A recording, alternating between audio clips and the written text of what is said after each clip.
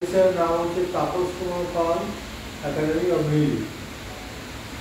This is basically regarding violin. Indian context, আমরা total context উদ্দেশ্যের পর আর খুব একটা আমাদের নেই। So we are trying to make new addition by bringing up all children talents.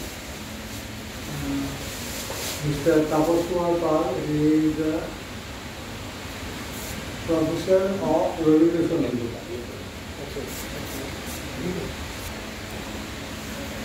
আমাদের এখানে আমরা একটা ছোট্ট প্রচেষ্টা তৈরি করছি, সেই জন্য আপনাদের একটু হেল্প দরকার। হেল্প করে একটু পাবলিসিটি হলে আমাদের আরও অনেক ছেলে জয়েন করবে। ছেলেরা সাধারণত ইংলিশ স্কুলে পিয়ানো প্র্যাকটিস করানো হয়, কিন্তু ভায়োলিনটা মোটামুটি বেশি দিন চলে না।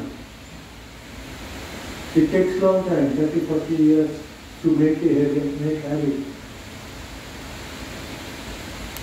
যাতে আর একজন আমরা বিনিয়োগ পাই, তাই আমরা এটা চেষ্টা করছি, আমরা আপনাদের সাহায্য চাই। এর মধ্যে আমাদের বাংলাদেশে থেকে ডক্টর মাসুদ আলম আসছেন, প্লাস প্রফেসর হরিহরন আসবেন, এই যে মিউজিশিয়ান পণ্ডিত অমিতাভ মুখোপাধ্যায় আসবেন, পণ্ডিত প্রতাপ চক্রবর্তী আসবেন, পণ্ডিত অমরেন্দ্রনাথ মুখার্জি আসবেন, এরা আসবেন। প্লাস আমাদের ছেলেরা এটা কয়েক তৈরি করি, that will be conducted by mister Tapas পাল।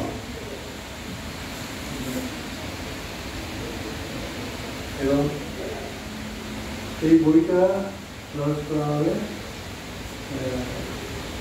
ওই দিন 7 তারিখে।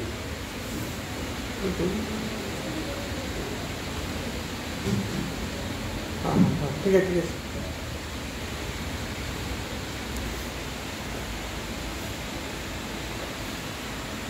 আমাদের এটা হচ্ছে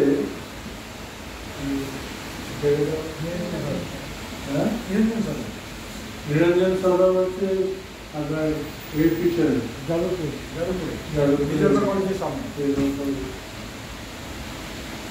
মানে 7 তারিখ বিকেল 5টা থেকে শুরু হবে। আমি বলছি এটা এই সংস্থা হচ্ছে সেগুলো আমি আমাদের একটা মোটো নিয়ে আমরা কাজ করছি, যে সমাজে যারা শিল্পী তৈরি করে তারা এখানে রেকগনাইজ পায় না, সেই তাদেরকে আমরা 5 জন গুণী মানুষকে আমরা এই বছর সম্মান জানাচ্ছি মৌকা পুরস্কার দিয়ে। যে মৌকা পুরস্কারটা 5 জন মানুষ পাচ্ছেন, তার মধ্যে একজন বাংলাদেশি, তিনি হচ্ছেন অধ্যাপক কালাম মাহমুদ।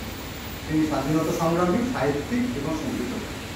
তারপরে যিনি পাচ্ছেন তিনি হচ্ছেন আমাদের প্রতাপ চন্দ্র চক্রবর্তী, তিনি সুরকার, গীতিকার এবং তার অনেক বইও আছে। তৃতীয় নম্বর হচ্ছে আমাদের অমিতাভ মুখোপাধ্যায়। আমরা সবাই জানেন গৌরনৃত্য একটা আলাদা স্থান দখল করেছে, কিন্তু গৌরনৃত্যের পিছনে যে গানটা হয় তিনি রেকগনাইজ পান না। তিনি হচ্ছেন অমিতাভ মুখোপাধ্যায়, আমরা তাকেও দিচ্ছি।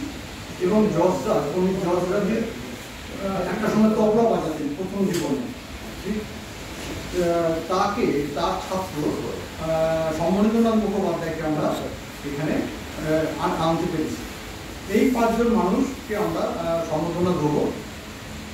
এছাড়া আমাদের একটা বই লঞ্চ হবে, সেটা হচ্ছে লকডাউনের লকার ভেঙে দেবে। এই বইটা আমাদের যখন করোনা ভাইরাসে আক্রান্ত সময় আমরা সবাই আত্মকেন্দ্রিক হয়ে গিয়েছি, তো সবাই একটা মুখে, তখন ফেসবুক ছাড়া পৃথিবীতে কিছুই নেই, সবাই ফেসবুকের উপর অংশ। আমি কিছু বই গল্প লিখতে শুরু করি, সেই লেখার সঙ্গে সঙ্গে সমাজের সমস্ত স্তর থেকে একটা আবেদন আসে যে বই আকারে তুমি বার করে দাও। তাহলে কী হবে, এটা থেকে যাবে এবং গবেষকদের কাজে লাগবে। সেই হিসেবে আমরা একটা বই হিসেবে এবারে প্রকাশ করতে চলেছি, ওই দিন প্রকাশিত হবে। তৃতীয় নম্বর হচ্ছে আমাদের একটা মেগা ভায়োলিন অর্কেস্ট্রেশন হচ্ছে, যেটা জবিন মেহতা আমরা শুনেছেন যে কলকাতার উপরে, তারপরে এত বড় লাইভ কনসার্ট এই প্রথম যেটা আমরা করতে চলেছি ওখানে, এবং প্রায় 50 জন বাজাবে। সেই 50 জনের একটা টিম ওখানে ওরা বাজাচ্ছে। থার্ড আইটেম হচ্ছে পণ্ডিত এস হরিহরন, যিনি 91 বছর বয়স, তিনি বাঁশি বাজাতেন। তার নাম বিবেচিত হয়েছে ওয়ার্ল্ড রেকর্ড অফ বুকসে, তার নাম বিবেচিত হয়েছে। এইভাবে আমাদের অনুষ্ঠানটা সাজানো হয়েছে এবং আমরা প্রতি বছর প্রজ্ঞা পুরস্কার দিতে চাই, যারা সমাজের ফিলসুট, যাদের উপরে দাঁড় করিয়ে বড় বড় শিল্পী তৈরি হয় অথচ তাদের রেকগনাইজ পাওয়া হয় না, সেই তাদেরকে আমরা খুঁজে বার করে আমরা একটা প্রচেষ্টা চালাবো এবং আগামী প্রজন্ম যাতে একটা স্ট্রিংসের উপর একটা কাজ করতে পারে। এবং আমাদের বাংলা গান, আমাদের যে অর্কেস্ট্রেশনটা হবে এটা বাংলা গানের ওপরে হবে। পঞ্চকোটি এবং রবীন্দ্র বিবেকানন্দ তাদের উপরেই অনুষ্ঠানটা মূলত হবে, তাদের গানের উপর বেশ করে হবে। আর এইটা হচ্ছে আমাদের একটা মুকুট, বাংলা গানকে, বাংলাকে একটা মানে জায়গায় তুলে দেওয়া। আপনার সঙ্গে যারা আছে তাদের নাম বলুন। আচ্ছা, আমার সঙ্গে আছে আমার প্রকাশক স্বপন কুমার মুখোপাধ্যায়, আমার অ্যাসিস্ট্যান্ট সেক্রেটারি আছে আমাদের দেবশ্রী গোস্বামী, মিউনিসিপ্যাল টিচার। আমার ডান দিকে আছে আমাদের প্রেসিডেন্ট সুভাষ বেনিয়োগী, তার পাশে আছে আমাদের ক্যাশিয়ার অরূপ কুমার চক্রবর্তী। আমি একটু কারেকশন করেছি, Swapan Kumar Ghosh. Swapan Kumar Ghosh, sorry sir. Thank you. Programme কি হবে? এটা আমাদের আছে 4টে আইটেম। প্রথমে হচ্ছে পুরস্কার প্রদান, তারপরে আছে বই একটা উদ্বোধন, তারপরে আছে একটা ভায়োলিন অর্কেস্ট্রেশন, তারপরে আছে একটা বাঁশি বাদন অনুষ্ঠান আছে, একটা half an hour South Indian বাঁশি বাজান।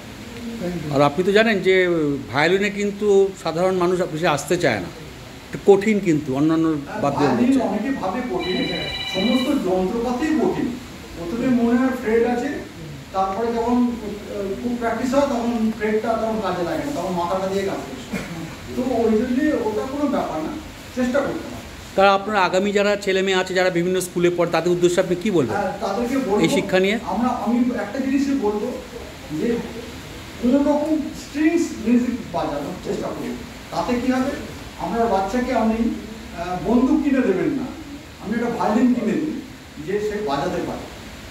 বন্দুকটা আসল কথা না, সঙ্গীতের বড় কথা, তার নিজের চিন্তা ভাবনাকে সে এগিয়ে নিয়ে যেতে পারে এবং সেটা একটা সমাজে ভালো দিকের দিকে এগোবে। আপনি হয়তো দেখবেন যে সাধারণ দেখবেন ছেলেমেয়েরা শিখতে চায় গিটার এবং তার সাথে হচ্ছে সিনথেসাইজার। পাশ্চাত্যের প্রভাব তো আছে, গিটার হচ্ছে পোর্টেবল আমাদের পিয়ানো, সেই জন্য লোকে একটুখানি ঝুঁকে বেশি সামনে বাজাতে হয় ভাবে, কিন্তু অ্যাকচুয়ালি সে পিছন দিকেই চলে যায় এবং সেটা বেশি দিন চলে না একটা বয়স পর্যন্ত। কিন্তু ভায়োলিন বা সেটা সহজ যদি বাজানো যায়, দেখা যায় এটা দীর্ঘদিন, সে সারা জীবন একটা চর্চার মারফতে থাকে, একটা সিস্টেমে সে চলতে থাকে, তার জীবনটা একটা অন্যরকমভাবে গঠন তৈরি।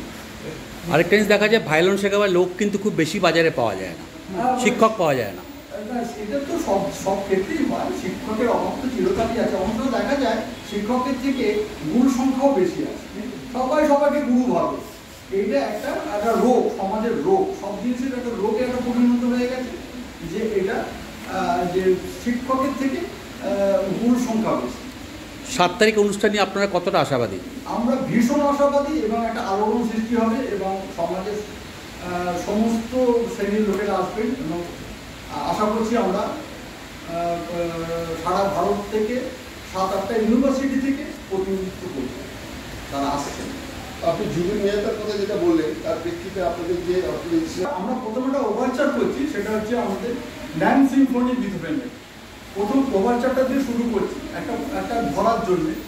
তারপরে আমাদের বিবেকানন্দ আছে, রবীন্দ্রনাথ আছে, প্রসাদ আছে, রজনীকান্ত আছে, ধীরেন্দ্রনাথ আছে।